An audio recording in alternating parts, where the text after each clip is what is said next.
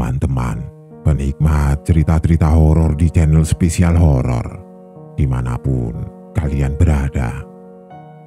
Jumpa lagi bersama Mimin. Kali ini Mimin akan membawakan sebuah cerita horor dari akun Twitter Beli Jaya Sastra @IamJayaSastra yang berjudul asli Studi Tour Surabaya. Buat kalian yang sudah tidak sabar mendengarkan ceritanya, langsung saja selamat menyimak kalau kalian masih berani. Pertengahan tahun 2017, aku bersama 100 orang mahasiswa Fakultas Teknik di sebuah universitas mengadakan study tour, studi ekskursi ke ibu kota Jawa Timur, tepatnya kota Surabaya. Bersama 100 orang dan sekitar 20 pendamping dosen dan pegawai, kami berangkat pukul 4 sore dari Denpasar. Semua pun berjalan normal. Kami sempat makan ayam tutu sembahyang di Pura Rambut Siwi. Konon sebelum menyeberang ke Jawa, kita wajib sembahyang ke sana, tidak tahu apa alasannya. Tepat tengah malam, sekitar jam setengah 12, kami sudah berada di atas kapal menuju ke Banyuwangi. Nikmatnya malam ditemani kopi Nescafe saset dengan suara musik koplo di dalam kapal membuat suasana menjadi lebih hidup. Padahal jujur saja mata ini sudah ingin menutup dari tadi. Kesempatan diriku keluar, menikmati dinginnya malam di lautan bersama teman, bercerita tentang apapun, tertawa, canda gurau, sampai tiba-tiba biur. Tenang saja, bukan teman kami yang jatuh, cuma seorang awak kapal yang membuang sesajen ke laut. Kami terdiam, berusaha berpikir positif bahwa itu bukan sesajen. Tapi jelas-jelas kami melihat satu besek sesajen dengan bunga-bunganya dilempar ke lautan. Tapi sudahlah, asalkan kami sampai di Banyuwangi selamat. Apapun kalian lakukan, kami usahakan tidak mempedulikannya. Pukul 1 pagi, kami sudah sampai di Banyuwangi. Aku berjalan turun sendiri keluar kapal menuju ke dermaga. Lalu saat menginjakkan kakiku ke tanah pelabuhan, aku berlutut lalu meletakkan tanganku ke tanah sembari berkata, "Saya pulang." Alay, dengar dulu penjelasan selanjutnya. Bapakku selalu bilang, "Kamu semua orang Jawa. 600 tahun lalu kita lari ke Bali karena runtuhnya Majapahit. Kalau kamu ke Jawa nanti, berlututlah di sana dan katakan kepada leluhurmu di sana kalau kamu sudah pulang." Jujur saja, dalam hal ini aku tidak berani main-main. Pukul 1 lebih sedikit, aku bersama rombongan naik ke dalam bis. Lalu seperti biasa aku mengecek para penumpang bis sambil memanggil nama mereka. Oh ya, aku lupa memberitahu, aku adalah seorang koordinator tinggi atau korti di kelasku. Bis berangkat menuju ke Surabaya. Aku tidak tahu jam berapa sampai di Surabaya nantinya. Selama perjalanan tidurku berantakan karena jujur saja aku katakan supir bis ini seperti atlet balap F1. Tapi herannya, hampir semua teman-temanku tertidur pulas kecuali aku. Masih terjaga hingga beberapa jam, akhirnya aku tertidur dan bangun-bangun sudah sampai di rest area. Kata supir, "Ini 30 menit lagi sampai di Surabaya." Kita semua turun untuk mandi. Ada yang sholat, ada yang rebahan, ada yang mencari colokan. Intinya, di rest area tersebut kita nyebar. Pukul 6:30, kami di briefing untuk acara hari ini. Acaranya adalah kuliah umum di sebuah kampus swasta. Lalu makan siang. Setelahnya menuju ke Mojokerto melihat pabrik beton precast. Dalam pikiranku, cuma 2, bisalah. Tapi nyatanya salah. Ternyata dari Surabaya ke Mojokerto dan balik lagi ke Surabaya itu lumayan lama. Sumpah, ingin sekali aku bilang ke supir, "Pak, kita nyari hotel di Mojokerto saja." Selain rasa kantuk yang berat, pinggangku juga sudah panas. Aku perlu berendam gumamku di dalam bis. Singkat saja, jam menunjukkan setengah 10 malam. Rombongan sudah berada di Surabaya. Dan Torkit bilang, "Kita makan dulu ya di resto sederhana." Iya, selain namanya yang sederhana, ternyata stok makanannya juga sederhana. Memang sedikit, atau kami sial karena datang terakhir. Jadi, rombongan bisku hanya mendapatkan nasi, kuah tempe tahu, sate 1 tusuk dan sambal acar. Sedih? Oh, tidak. Tour guide bilang bahwa di sekitar hotel kami ada warung-warung lalapan. Jadi kita bisa makan di sana, setidaknya aku bisa makan apa yang aku mau nantinya. Setelah makan, aku dan rombongan menuju ke hotel. Tidak sampai 30 menit kami sudah sampai di sana. Hotel kami cukup bagus, terletak di sekitaran mal di Surabaya. Setelah turun, kami kumpul di lobi untuk menerima kunci kamar dan daftar teman sekamar. Ku ambil kunci yang berbentuk kartu dan daftar nama aku cek. Ternyata aku tidur dengan 2 teman sekelas, yaitu Mas Novian dan Irwan, seorang muslim yang baik dan pengikut Kristus yang taat. Berbeda dengan aku yang sembahyang kalau lagi susah saja. Aku naik terlebih dahulu dengan Mas Novian. Sampai kamar, aku langsung menghidupkan TV dan membuka koper untuk mencari peralatan mandi. Berbeda dengan Mas Novian yang hanya membuka kopernya dan mengeluarkan baju-bajunya.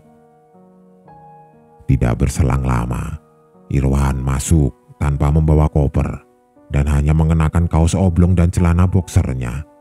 Sejenak, aku kira dia kehilangan barang-barangnya, tapi dia langsung berkata, "Korti, kamu tidur dengan teman-temannya di bawah?" Logat timurnya khas sekali. "Oke Wan, santai saja," jawabku. Tanpa bilang salam penganjali umat, dia pergi begitu saja. Jadi sisa aku dan Mas Novian di kamar. Tenang, kami tidak melakukan hal lain berdua. Tidak berselang lama, Irwan masuk tanpa membawa koper dan hanya mengenakan kaos oblong dan celana boxernya. Sejenak, aku kira dia kehilangan barang-barangnya. Tapi dia langsung berkata, "Korti, saya mau tidur dengan teman-teman di bawah," dengan logat timurnya yang khas sekali. "Oke Wan, santai saja," jawabku. Tanpa bilang salam panganjali umat, dia pergi begitu saja. Jadi, sisa aku dan Mas Novian di kamar. Saat aku mengambil handuk dan alat mandi, Mas Novian berkata, "Rik, begini, aku kan lebaran tidak pulang gara-gara deadline tugas itu. Jadi, kebetulan aku di Surabaya, aku maunya tidur di rumah saja ya. Barang-barangku di sini kok. Nanti habis subuh, aku balik.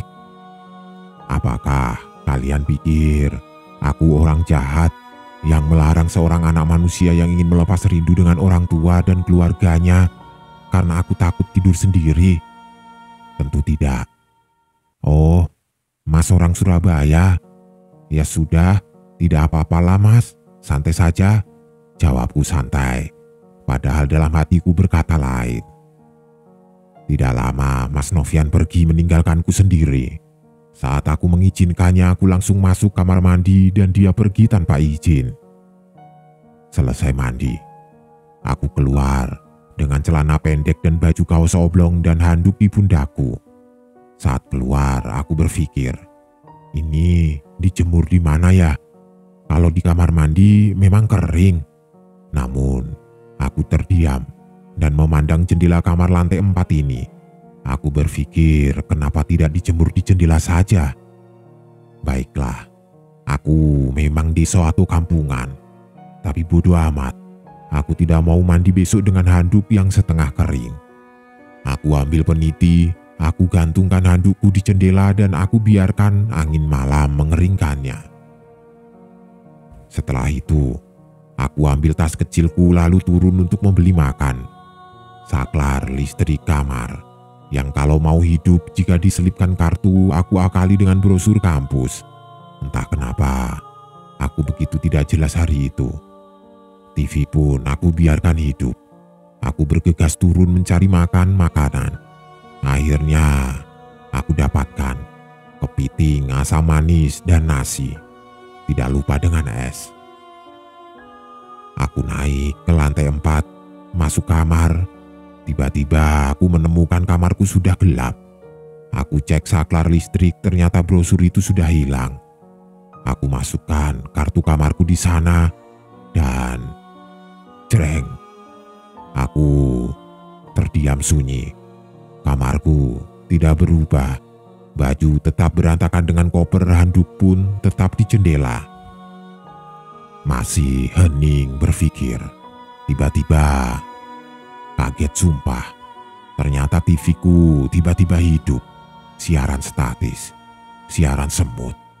Kalau saja TV itu manusia, sudah aku tendang lehernya. Tapi keanehan mulai muncul. Suara TV keras sekali sampai volume 45, padahal 20 saja sudah keras. Aku kecilkan volumenya. Aku ganti siarannya. Ternyata siaran lain normal saja. Lalu aku balik ke siaran tadi, ternyata siaran itu tidak statis lagi.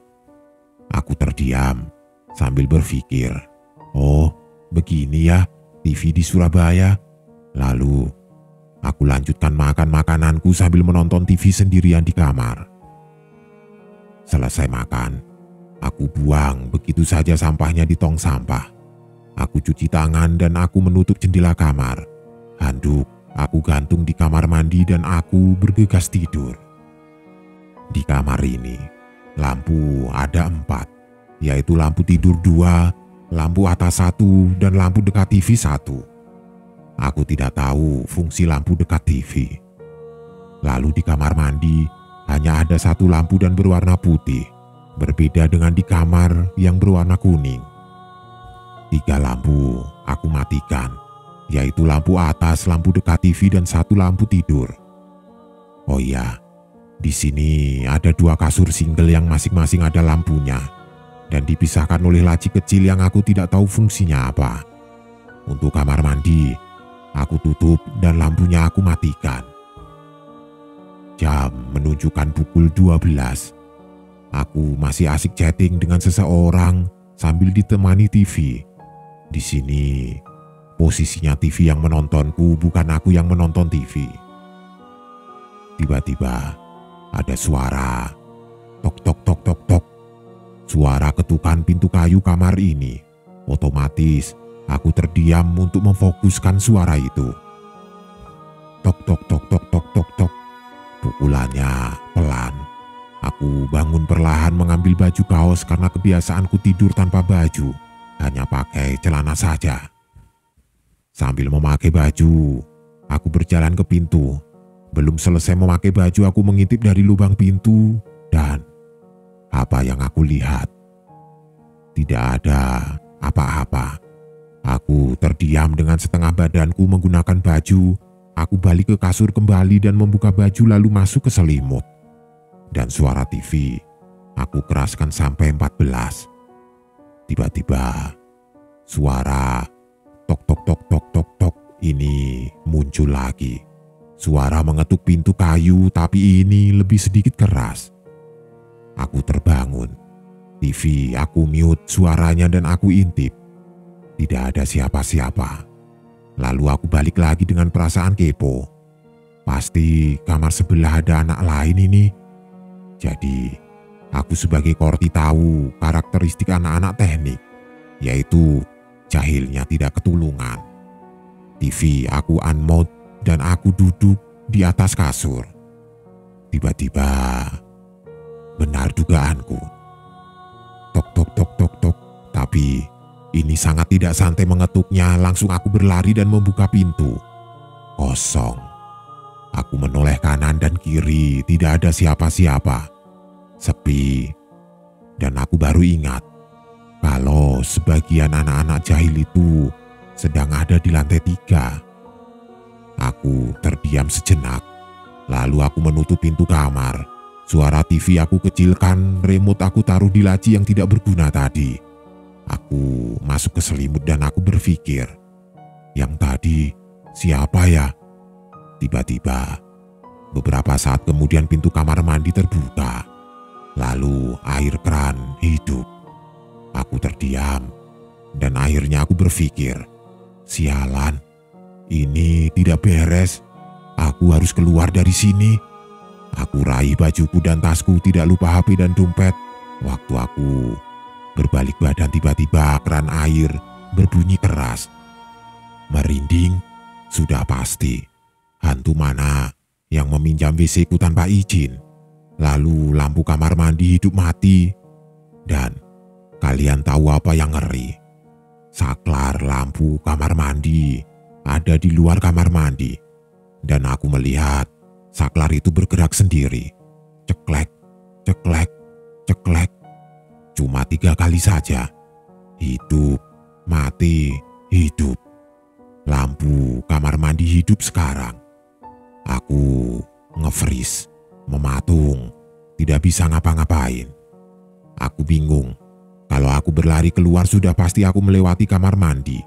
Karena bentuk kamar ini adalah pintu kamar mandi ada di sebelah pintu keluar. Sekarang pintu kamar mandi terbuka dan lampunya hidup. Apa aku harus melompat dari jendela? Akhirnya aku melompat. Iya, melompat. Melompat ke kasurku, masuk selimut dan menggunakan bantal untuk menutupi area kepala. Tiba-tiba kejadian aneh mulai bermunculan di sini. TV-ku berubah menjadi siaran statis. Lalu suaranya mengeras. Aku raih remote TV dan aku matikan TV tersebut. Lampu kamar mandi hidup mati. Aku terdiam dengan tubuh setengah tertutup selimut. Tiba-tiba suara keran air hidup dan gagang pintu kamar mandi berbunyi. Setengah panik, aku membalikkan badan, membelakangi pintu kamar mandi tersebut dan menghadap ke jendela. Ternyata aku salah. Itu adalah salah satu langkah tersalah dalam hidupku. Aku tidak menutup gorden dan aku menghadap jendela. Di tengah kepanikan, aku melihat sesosok kuntilanak di luar jendela. Rambutnya panjang kusut, jidatnya mengelupas berwarna merah muda, keputih-putihan, matanya besar, hitam, mulutnya terbuka 25 cm, dan lebarnya sampai telinganya.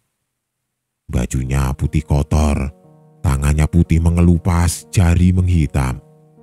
Parahnya, dia hanya berjarak kurang dari 2 meter dan terpisah jendela dariku.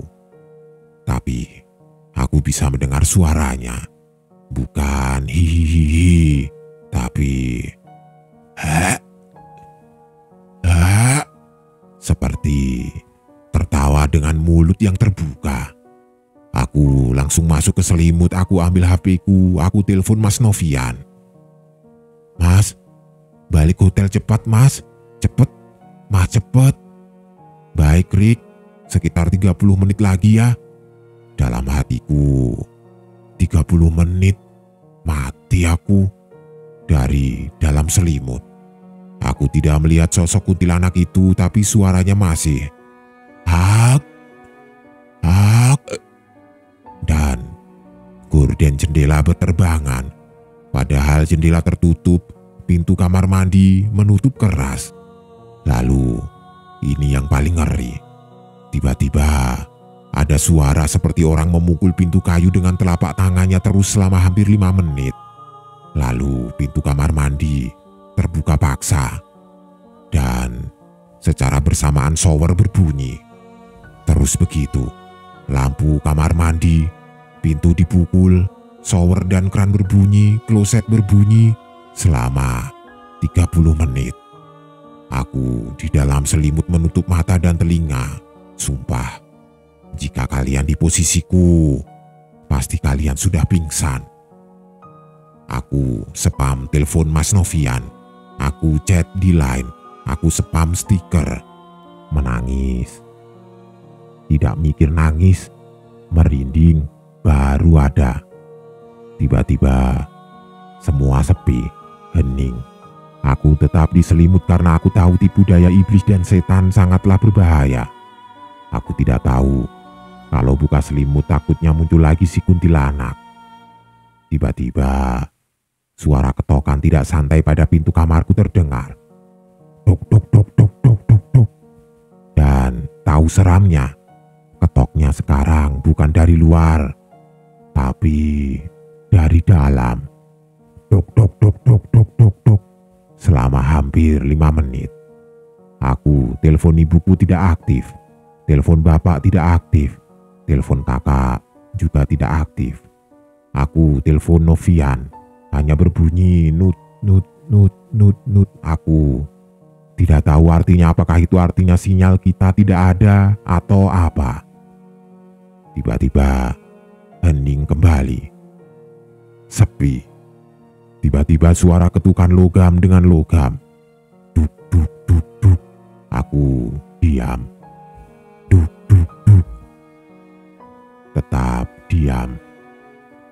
Kamu tidak bisa membohongiku, wahai setan. Tiba-tiba terdengar suara. Rik, sudah tidur ya? Kalau sudah, aku diam di lantai 3 saja ya sama teman-teman. Suara khasnya Mas Novian. Refleks aku melompat sambil berteriak, Mas Novian. Tanpa mempedulikan mau WC kebuka, mau nenek lampir di jendela, aku buka pintu kamar. Dan Novian berdiri di sana sambil melihatku berkeringat dingin. Dia tidak berkata apa-apa, lalu aku diam di luar. Dia bilang, ayo masuk-masuk, aman kok. Aku masuk dengannya. Ini Mas Novian yang asli. Kenapa? Karena jika bukan manusia atau setan menjelma jadi manusia, maka dia tidak akan punya garis mulut. Garis mulut itu garis yang ada di antara hidung dan mulut. Sebelum masuk ke kamar, aku melihat pintu kamarku dan aku kaget. Kenapa? Karena di pintu ini ada sebuah logam. Sebuah alat yang dipasang di pintu kamar. Jadi kalau ada yang mau masuk pasti mengetuknya memakai alat ini. Dan suaranya adalah suara logam yang berbenturan, bukan kayu. Terus aku tutup pintu dan aku lihat kamar mandi. Saklar kamar mandi hanya berjarak sekitar 1/4 meter dari lantai. Saat aku menengok ke dalam pun, aku agak mikir dikit. Keran shower hanya berjarak 1 meter dari lantai. Aku lihat keran wastafel hanya setinggi 1 meter dari lantai. Gagang pintu pun hanya berjarak sekitar 80 cm dari lantai. Tahu apa artinya? Saat ketukan kayu itu berbunyi, aku intip dari dalam, tidak terlihat apa-apa. Karena hantu itu ngesot. Saat aku keluar, aku menemukan lorong kosong karena hantu itu sudah berhasil masuk. Dia hanya menggerakkan sesuatu yang berjarak kurang dari 1,5 meter dari lantai. Kenapa aku berkesimpulan begitu? Karena saklar lampu kamar berada di atas 1,5 meter dan tidak hidup mati, hanya lampu kamar mandi yang dipakai main sama dia. Kenapa TV bisa statis? Katanya, sosok kuntilanak tersebut energinya besar, bisa membuat gelombang TV menjadi rusak dan handphone juga menjadi terganggu.